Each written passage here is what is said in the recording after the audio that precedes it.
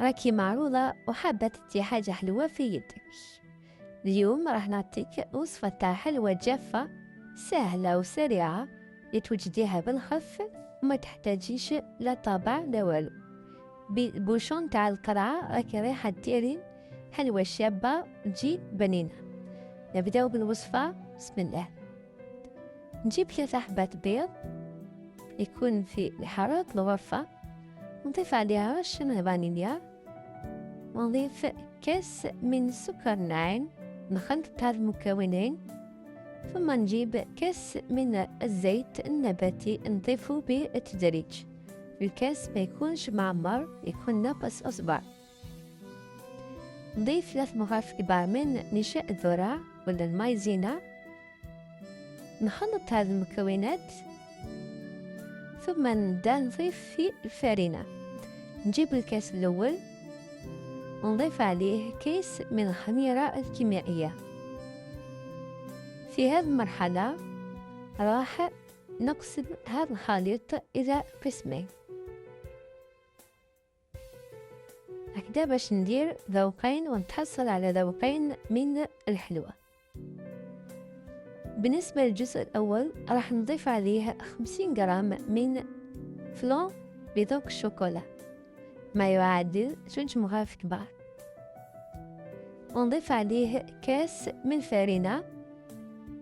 الفارينة راح نضيفها بالتدريج حتى نتحصل على عجينة تجي طرية.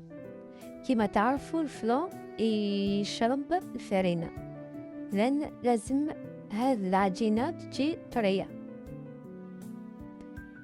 ضفت كاس وشوية برك من كاس ثاني، يعني كاس وربع للفارينة.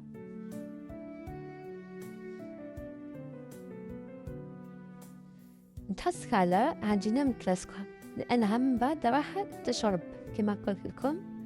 أما الجزء الثاني راح نضيف عليه 3 مغارف من نواه كوكو. أنا هذا نواه كوكو كان محمص، نتوما تقدروا ديروه بلا ما يكون محمص. هنا ضفت كاس كامل من الفارينة. هنا درت هذه الغلطة، نتوما ضيفوها بالتدريج. أنا للأمانة فقط العجينة خرجت لي يابسة.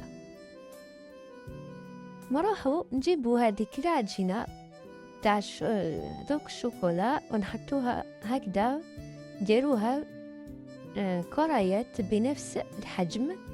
تقدروا تستعملوا الميزان.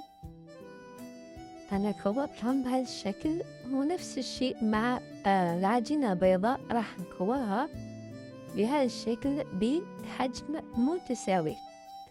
نجيب الكريات تاع الشوكولا ونرمدهم في الفلون تاع الشوكولا. كما تقدري تديرهم في السكر عادي، ولا سكر تخلطي معاه الكاكاو، ولا أيضا في شوكولاتة لابودر هذيك اللي نديروها في الحليب. إذا عندك الاختيار.